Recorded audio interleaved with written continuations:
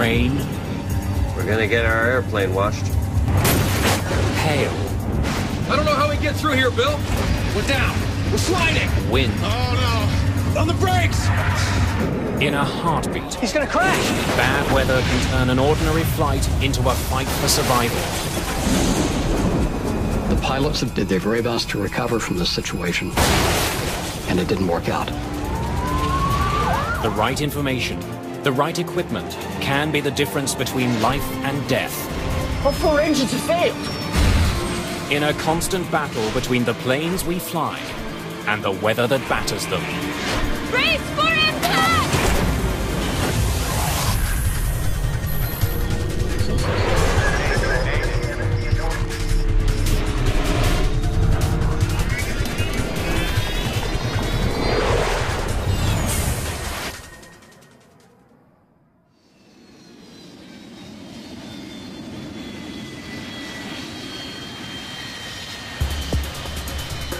It's early December.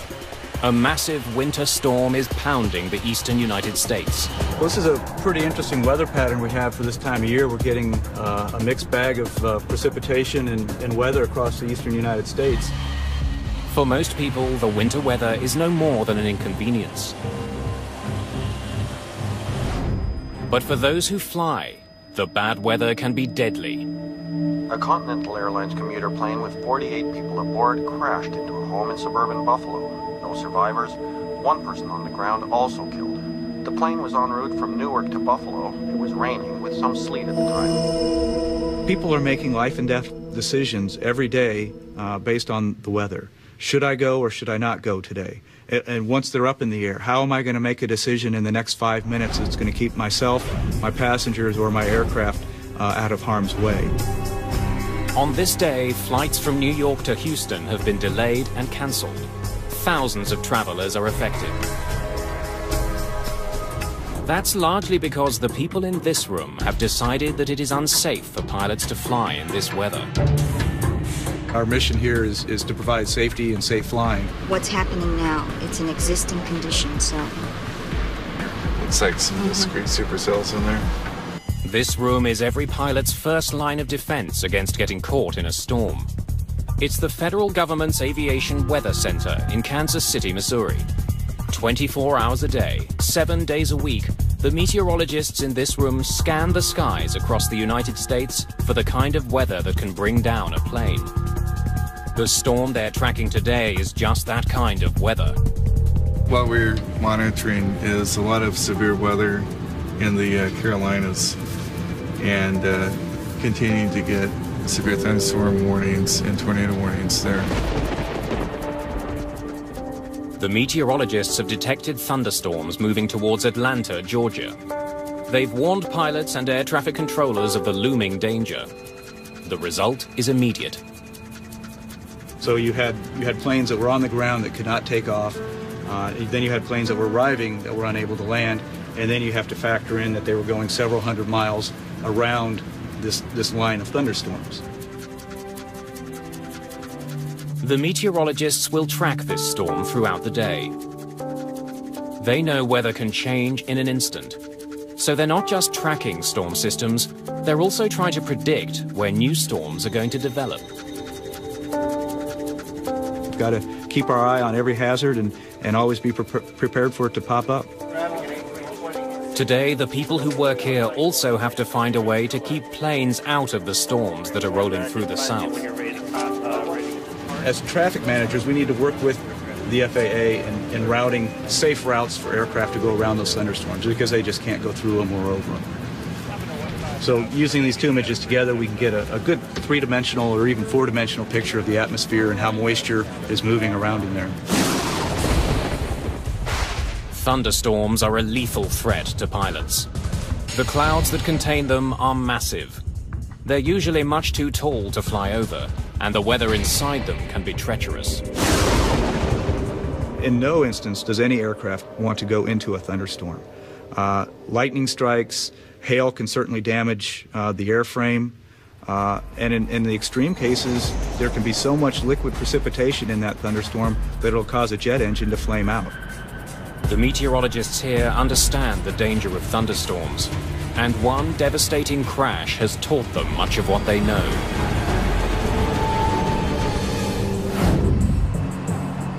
It's April the 4th, 1977. Good afternoon, sir. Good afternoon. May I see your boarding pass, please? Southern Airways Flight 242 is bound for Atlanta, Georgia. Just down the aisle on the right, sir. Enjoy your flight. Thank you. Boarding pass? Here in the United States, the weather in the southeast usually consists of high humidity and high temperature. That's a perfect recipe for thunderstorms.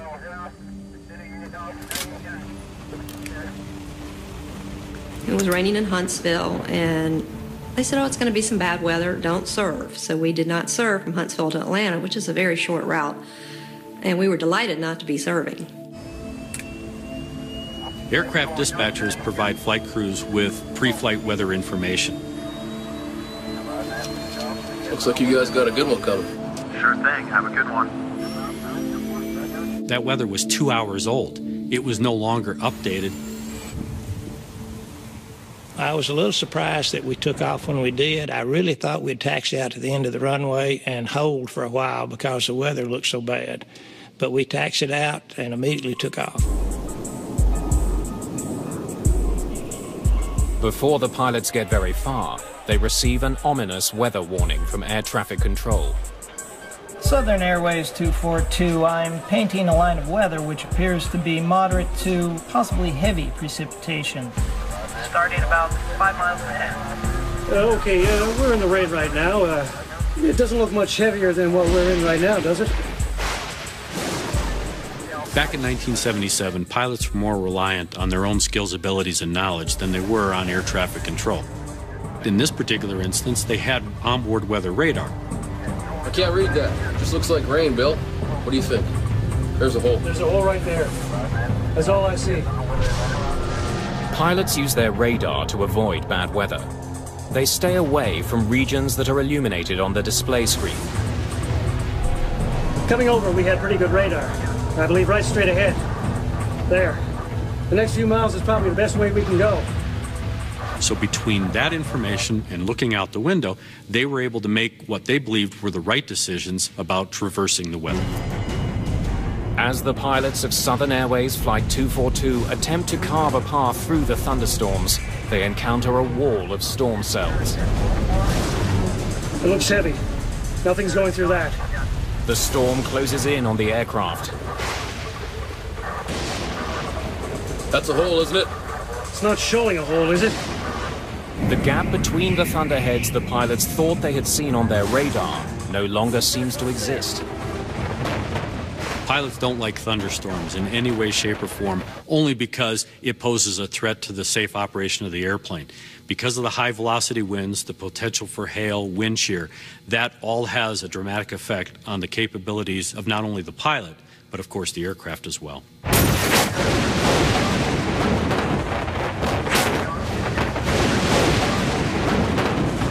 The hail was probably the loudest noise I've ever heard. It sounded like I was in a metal barrel with someone throwing rocks at me. The DC-9 plunges into the storm clouds. Which way do we cross here or go out? I don't know how we get through here, Bill. Enormous hailstones continue to pound the aircraft. You're just gonna have to go out. Yeah, right across that bed. All clear left, approximately right now. The pilots try to escape the storm. They use their radar to guide them through it. I think we can cut across there. But their radar is deceiving them. What they think is a hole is in fact the most intense part of the storm ahead. The pilots of Southern Airways 242 ended up flying into an environment where multiple thunderstorms came together and created a line, or what they call a squall line.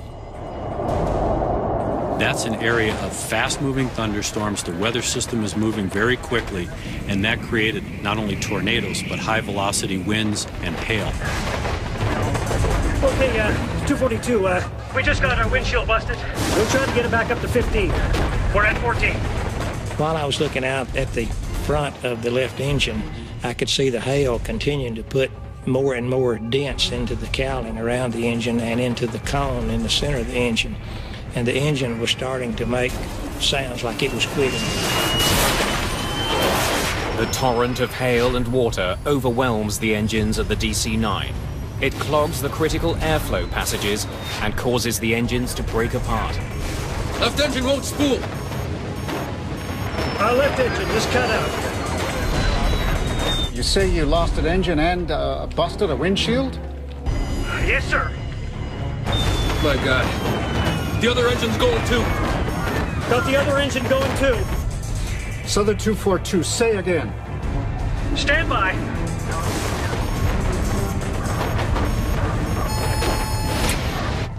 We lost both engines. What happens next leads to one of the most horrific crashes in aviation history and spurs fundamental changes to the way weather forecasts are made. Brace for impact! Got the other engine. High above Georgia, Southern Airways Flight 242 is falling from the sky. We lost both engines. This DC-9 is a glider, and it's falling at 56 feet per second. They're at 14,000 feet. They don't have a lot of time. I realized I was in an emergency situation, and I felt like I was going to die. But I decided I would do everything I could to try to help my chances. The plane emerges from the storm with 2 dead engines. Get those engines started.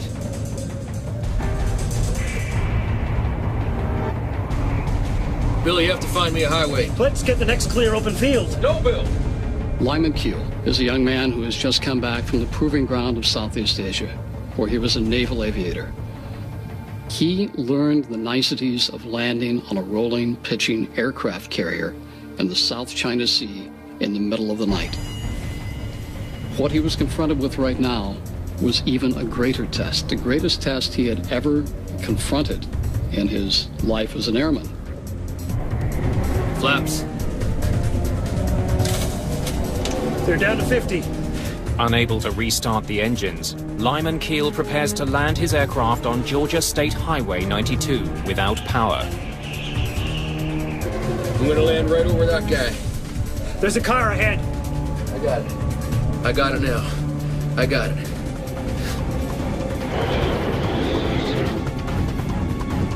Brace for impact!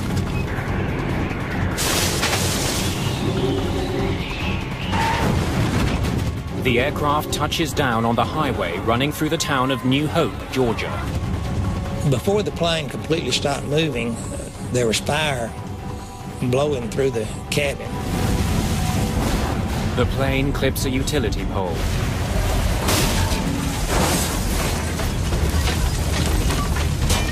And slams into a gas station.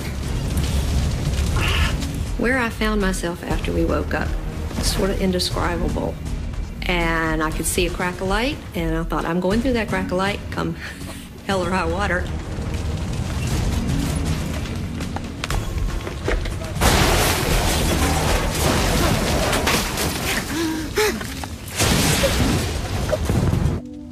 I saw a red reflection like fire in the door.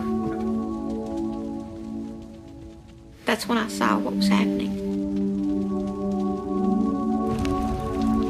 I saw smoke and fire.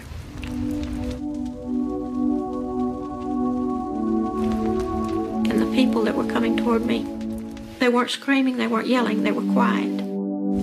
I got back to the kitchen and I was just circled by people. They knew they were in a house, and I guess they felt safe, and they needed somebody to help them. And I'll remember to the day I died just staring there at the trees burning and pine trees burning and pieces of aircraft. It was so unreal. 22 people survived the crash of Flight 242. 72 people were killed. Southern Flight 242 crashed after the DC-9 jet lost power in both engines. The tragedy involving Flight 242 was avoidable had the crew been provided up-to-date weather information when they were in Huntsville. Had they had an understanding of the area of thunderstorms, how they were starting to come together, and how it was going to affect their route of flight, they probably either would have found an alternate place to go or they would have stayed in Huntsville. The importance of timely weather information makes the Aviation Weather Center critical. After Southern Airways 242 crash in 1977, the NTSB, after their research, came out with two recommendations. One was to improve the resolution of the convective or the thunderstorm forecast information, and the other was to put Weather Service meteorologists in each of the air traffic control centers. And within a year, we did that. At the time of the Southern Airways crash, the Weather Center issued thunderstorm advisories every 4 hours. And in the United States, that's just too long of a window to capture the rapid development that we see in thunderstorms.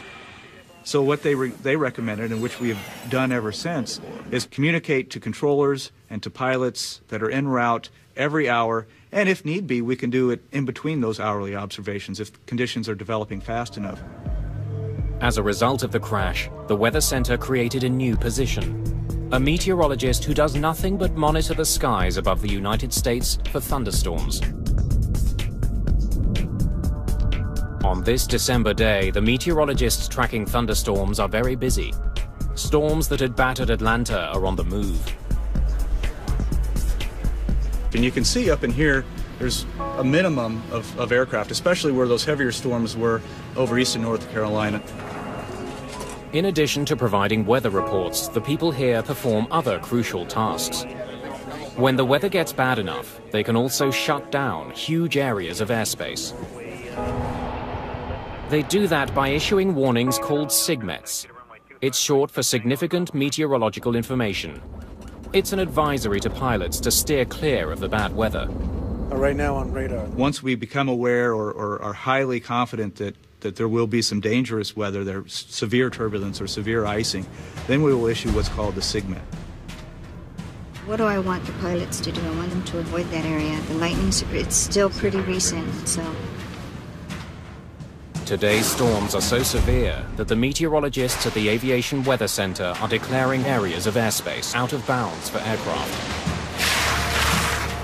We issued a large area from Norfolk down through the coastal waters of Georgia for severe thunderstorms. Issuing a SIGMET is simple. The meteorologists highlight the area that planes are to avoid on their computers. The information is passed on to dispatchers, air traffic controllers, and pilots around the country. Planes are diverted immediately. Now, some of those planes going through there may be going around. They may be being helped by air traffic control to actually navigate around those individual thunderstorm cells. No doubt that they're being routed either away from or individually being very carefully tactically moved around those thunderstorm cells. The SIGMET issued by the Aviation Weather Center affects hundreds of flights along the eastern seaboard. Once it's issued, pilots often have to find a way around the danger zone. It's no longer just a suggestion. There are legal consequences to people to adhere to what we've put out. They're just legally not allowed to go into that airspace while that SIGMET's in effect. Declaring a SIGMET has enormous implications. Shutting down a volume of space that's the size of, say, Georgia. So that severely impacts traffic. The FAA and the air traffic controllers now need to decide how they're going to, as a system, move these routes and these aircraft, which can be hundreds of them operating in this space, around this particular hazard over the next 4 to 6 or even longer hours. Planes can fly around the area affected by a SIGMET, but that increases travel time and costs the airlines in extra fuel. The alternative is to keep planes on the ground until the SIGMET is lifted. They may increase safety, but SIGMETs are a headache for airlines and air traffic controllers. It averages out about 7,000 planes to 8,000 planes at any moment being managed. And so when you start shutting down large areas of airspace, which we certainly can do on a very active thunderstorm day, it leaves very little operating room for air traffic controllers to put planes through. Technology allows the meteorologists here to keep planes away from dangerous weather. But in aviation, some of the most dangerous weather is all but invisible.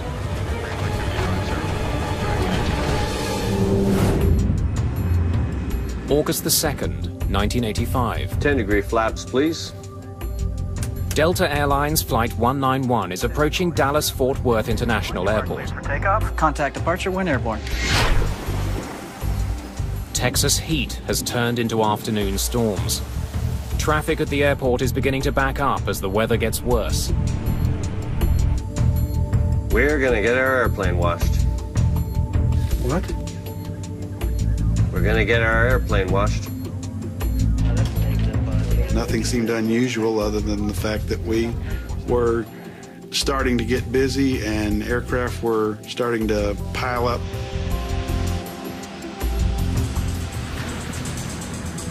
Tower, Delta 191 Heavy, out here in the rain. Feels good. 191 Heavy. We're not getting any bad warnings from the weather or from other pilots, which we rely on as they come through it. As the pilots of Delta 191 prepare for landing, the rain begins to fall harder. It seemed like the closer we got into DFW, the worse the weather got. And it was turning into the rain instead of going around it. At the foot of the runway, one of the most ferocious types of storm clouds stands in their way. Before landing check. Landing gear. Down, 3 green. At the time, the type of storm the Delta crew is approaching barely has a name. John McCarthy is one of the world's leading experts on these storms. It is a tiny thing, meteorologically speaking, compared to a big storm or a snowstorm or a hurricane. It's just like a needle in a haystack. The needle is a microburst, one of the deadliest and at the time most poorly understood weather phenomena. They've taken down airliners before. But as Delta 191 makes its approach, there are no warning systems that can effectively alert the pilots of the danger they're in. Prior to 1985, the radars on board the aircraft were built to detect thunderstorms, essentially heavy areas of precipitation. They were not effective. They weren't even designed to detect the microburst. If you're at the kitchen sink and you turn on the water and it goes straight down and it splashes out in all directions. And that's kind of what a microburst is, except that it is extremely bad news if you're an airplane flying through it. When a plane hits a microburst, it encounters a complex and powerful set of conditions. Downdrafts and tailwinds batter a plane. It's a deadly combination. At its maximum strength, it's no more than 2 miles across, and it lasts no more than 15 minutes. So if you look at that little space and time window, it's very small.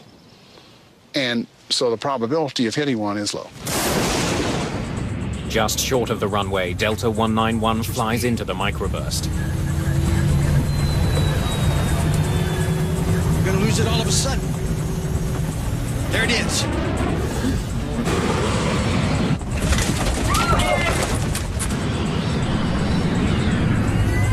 Push it up. Push it way up. Way up. Way up. Way up. I pulled my seatbelt tight as I could, but at the same time, you could hear a pin drop. Nobody was talking. Hang on to the son of...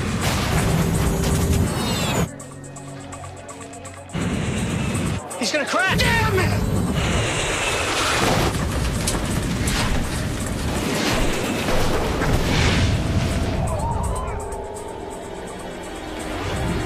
The pilots of Delta Flight 191 did their very best to recover from this situation, and it didn't work out.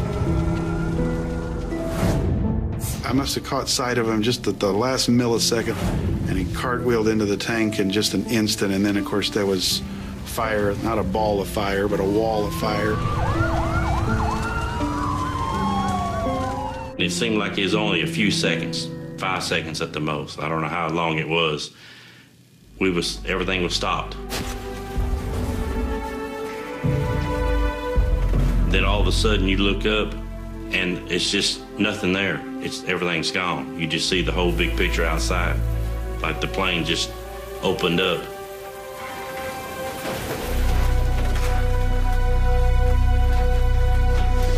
people just thrown around on the ground. Some were clothes on, some without clothes on, some were burned. Just 27 people survived the crash of Delta 191. Help! Over here! 137 people are killed. I had seen death before as a medic in Vietnam, but it had never been aimed at civilians, and certainly not on a mass casualty situation, and certainly not this suddenly. It's hard to blame the aircrew. Their job is to avoid thunderstorms, and there's probably a forecast for thunderstorms every day at Dallas in the summertime. Which ones do you avoid? And it's a very difficult problem. After the crash of Delta 191, the Federal Aviation Administration races to develop technology that can prevent microbursts from killing again.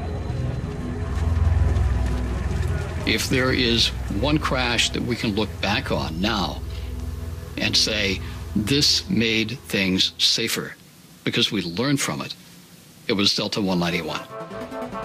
One of the most important lessons, that the technology in use at the time simply wasn't good enough. What we found out is that Doppler radar, which is on the ground, is incredibly effective in detecting microbursts and a part that's coming towards the radar. And if it's small, it's absolutely a microburst. It can be nothing else. So it has what we call an unambiguous signature of a microburst, which means we got it. When the Doppler radar system at an airport detects a microburst, it sends an alert to air traffic controllers. The controllers relay the warning to pilots on approach. Flight 236, microburst alert. 50 knot loss, 1 mile final, say intentions. After the crash of Delta 191, terminal Doppler weather radar was installed in airports across the United States. Dallas-Fort Worth was one of the first to apply the system. But technology is only one link in the chain. Sometimes, even with all the right information, pilots make disastrous decisions. There's your big what diddly. Yeah, we gotta get over there real quick.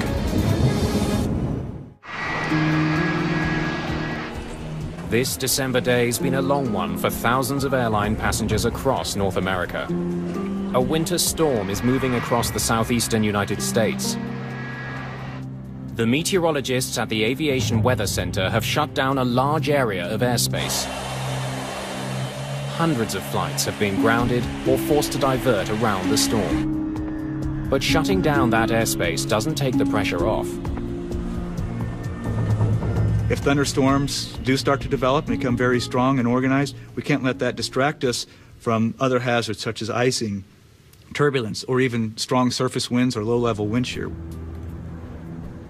The meteorologists here can see troubling weather ahead and let pilots know how to avoid it. But sometimes what pilots do with that information can lead to disaster. June the 1st, 1999. American Airlines Flight 1420 has been delayed by weather. Dispatch, please. Yeah, it's Michael Largo. Storms threaten this flight's destination, Little Rock National Airport in Arkansas. The pilots of 1420 had received a briefing from their dispatch department about all of the thunderstorm activity that they were going to encounter between Dallas and Little Rock.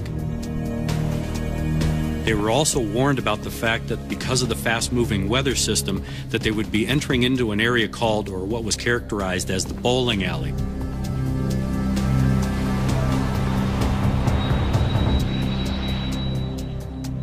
Two hours behind schedule, the pilots decide to make the flight.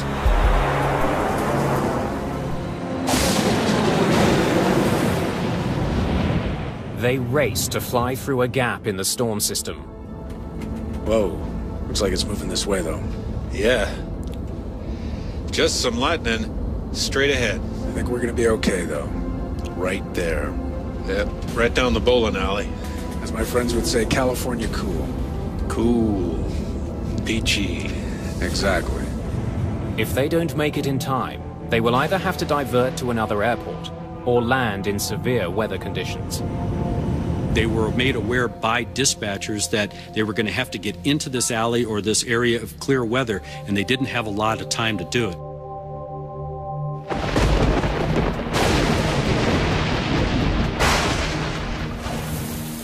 But as they near the airport, the weather gets even worse. American 1420, it appears we have a second part of the storm moving through. The wind now is 340 at 16, gust 34. Okay, did you notice something? Did you see the airport there? Where? There, okay? Right. You're on a base for it, okay? It's right there.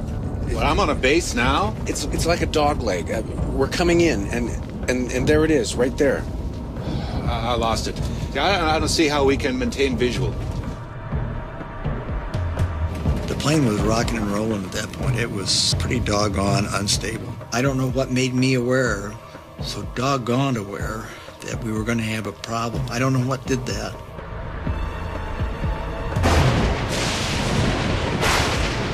One of the things that we analyzed was a statement by the captain that was recorded on the cockpit voice recorder. See, I hate droning around visual at night and weather without having any clue where we are. It gave us an indication that they didn't have situational awareness. They didn't really understand the gravity of the environment that they were flying into. American 1420. Right now we have heavy rain on the airport. I don't have new weather for you, but visibility is less than a mile. And the runway 48 RVR is 3,000. As the pilots of American Airlines Flight 1420 attempt to land, visibility has been reduced even further. The wind's now 350 at 30, gusts 45. Can we land? 030 at 45, American 1420. 3,000 RVR, we can't land on that. No, 3,000 if what you do look we at... need? No, it's 2,400 RVR. Okay, right. Yeah, we're fine. The stress level of a pilot increases, especially in an environment where there's thunderstorms, only because multiple decisions are having to be made in very short periods of time. 15. Landing gear down. And lights, please. The pilots could divert to another airport, but they decide to attempt the landing. Air traffic controllers have detected a dangerous crosswind on the runway. Wind shear alert. Center field wind 350 at 32. Gusts 45. North boundary wind 310 at 29. Northeast boundary wind 320 at 32. 1,000 feet. 20. 40-40 land. This is a can of worms. Wind is 330 at 28. I'm gonna stay above it a little. There's a runway off to your right. You got it? No. I got the runway in sight. You're right on course. I got it. Stay where you are. I got it. Wind 330 at 23. Damn, we're off course. No, I can't see it. Way off. I can't see anything. Got it? Got it! With winds pounding the airport and the runway slick with rain, the pilots make their final approach. 40.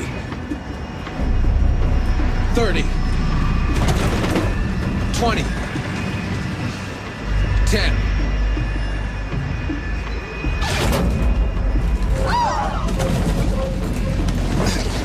We're down. We're sliding. Oh, no. They lose control of the aircraft as they speed down the runway. On the brakes!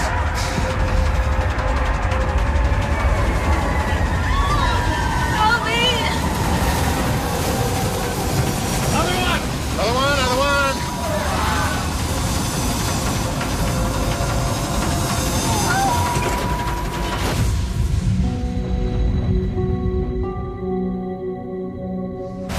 The plane runs off the end of the runway and crashes into several steel columns. Well, I knew I was not going to die in that thing. I got out of that plane probably in 10 seconds. It's like being in war. Go, go, go. But not everyone is so lucky. 11 people are killed in the crash of American Airlines Flight 1420, including Captain Richard Bushman. Did they really know what they were getting themselves into? That was a key point for us as investigators. They went into an environment that was detrimental to their safety. The National Transportation Safety Board rules that the pilot's decision to land at Little Rock Airport was the primary cause of the accident. On the day of the crash, the pilots of Flight 1420 had to rely on controllers to relay information about conditions on the runway.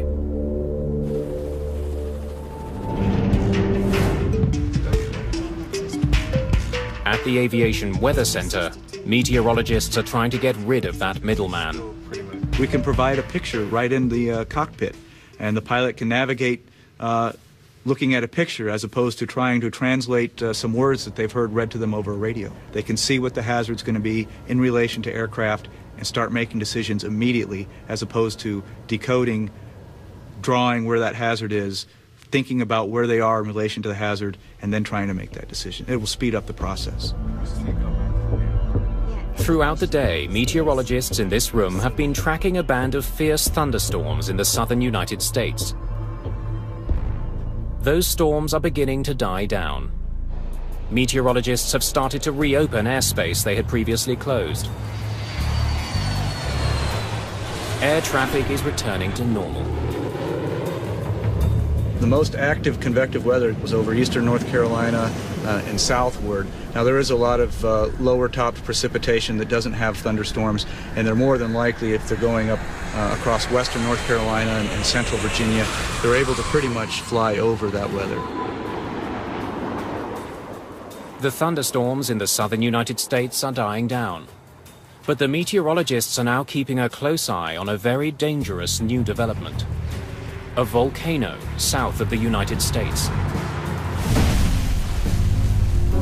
Volcanic ash clouds can be a hazard and do a lot of damage to the aircraft and to engines.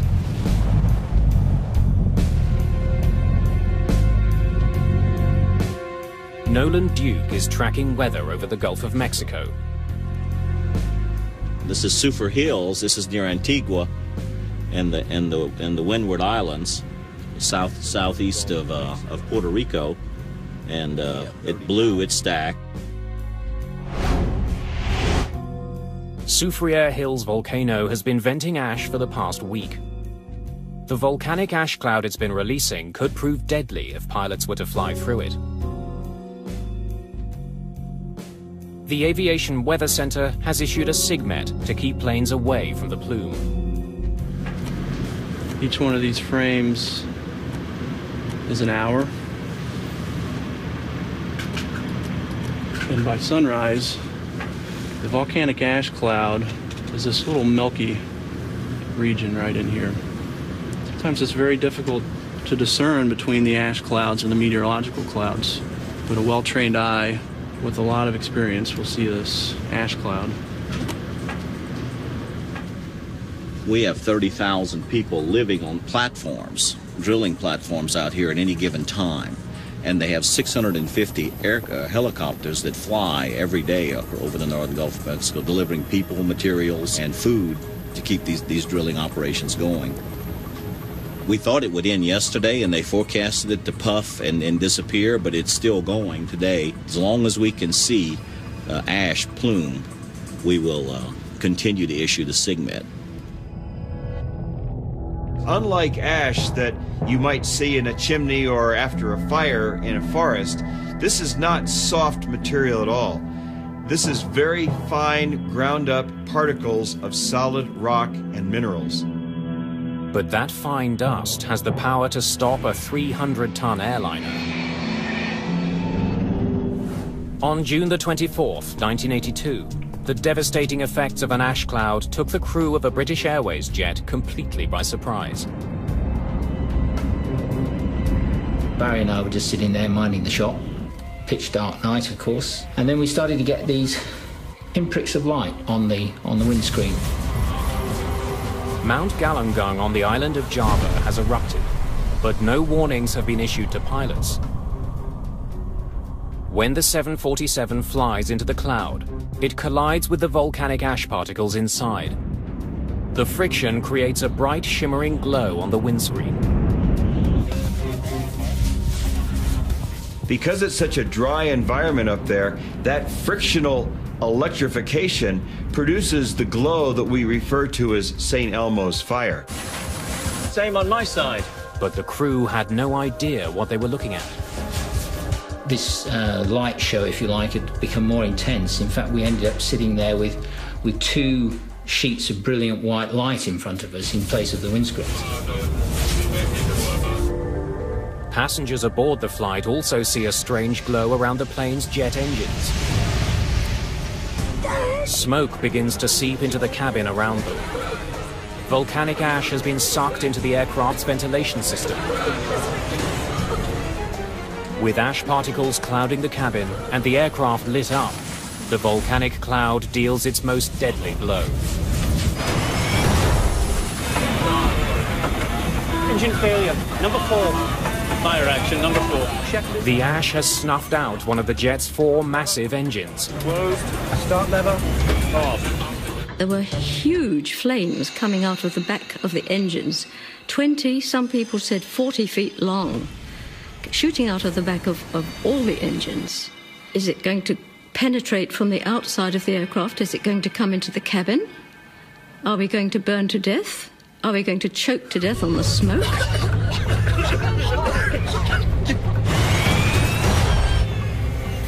Number 2, engine's gone.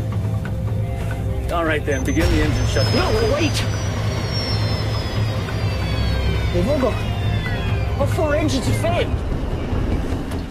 The other 3 just went out almost immediately, and that's when it begins to be a serious emergency. A minute and a half, we've gone from 4 engines running normally to having none. The 747 is suddenly powerless, and it's quickly falling to the sea. Starting the engines has become the crew's only priority. But volcanic ash is making that task impossible. The temperature in the combustion chamber where this ash is flowing through are around 2,000 degrees centigrade. And so the volcanic ash we know melts at about 1,300, 1,400 degrees. The volcanic ash transforms into molten goo within the jet engines. The material blocks key air passages and causes the engines to surge and shut down. We got a fundamental disturbance of the airflow in the main core of the engine, which caused the engine to backfire. And the engines flamed out, and that was the cause of the problem.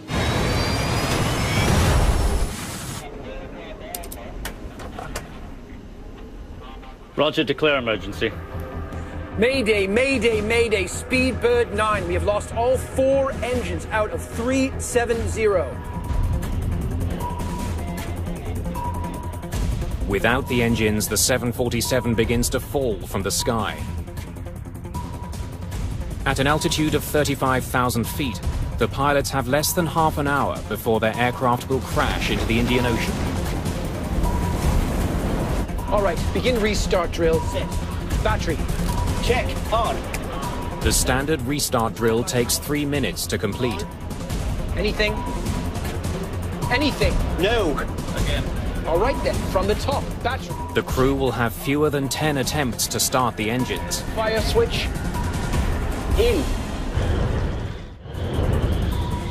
British Airways Flight 009's dead engines are having an effect inside the cabin. The engines usually maintain air pressure. Without them, the pressure is dropping. Passengers are having difficulty breathing. Dad, breathe normally, Mum, not deep. Standby power. Open. Crossfeed valve. In. Fire switch. Closed. We hadn't had any success with the drill at all, despite all the efforts we were putting in. But it was the only thing we had left to cling on to, so that's what we did. From the top again. Battery. Check. On. Standby ignition on. Start lever on. All right, are we getting something? It's not starting. I knew it was so difficult to land aeroplanes on the sea, even when you had everything going for you. And I thought that, well, we haven't got much going for us here. I'd never done it before. Ladies and gentlemen, this is your captain speaking. We have a small problem. All 4 engines have stopped. We're doing our damnedest to get it under control. I trust you are not in too much distress. All right, from the top then. Battery. Check. On. Standby power. On. Start lever. Well, anything? No. All right then, from the top again. Battery. We had very few chances left of starting the engines before having to turn out to sea again, because we wouldn't have been able to clear the mountains on the south coast of Java. Then, with just 12,000 feet separating British Airways Flight 009 from the ocean, Fuel pressure. engine number 4 roars to life.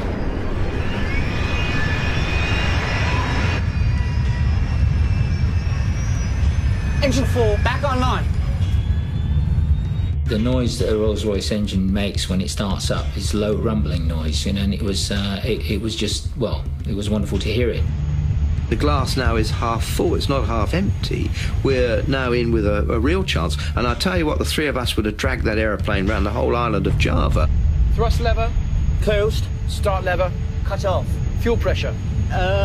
Available. Standby ignition on. Start lever on. Engine 3, back online. I can't believe it. Engines 1 and 2, both back online. As soon as you came out of the volcanic ash, and the engines were not running, remember, so everything cooled down, it was enough for this stuff to break off and allow the engines to restart. We say, right, let's get this thing on the ground as quickly as we can.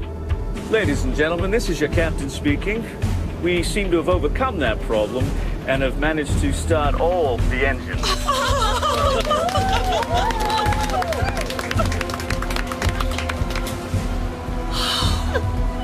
We are diverting to Jakarta and expect to land in about 15 minutes. British Airways Flight 009 landed safely. No one was injured, and an important lesson was learned. We have learned quite a bit, and we've incorporated this learning into pilot training. Pilots now, for example, know what signs to look for. After British Airways Flight 009's emergency landing in Jakarta, communications were improved between the geologists who watch volcanoes on the ground and the pilots who must avoid the ash clouds. During the day, they are plainly visible to pilots. And then at nighttime, they're relying a lot on their onboard radars, and that's not going to detect volcanic ash. Anything on the radar? No. So they're completely blind to it, and they just blindly fly right into the ash cloud.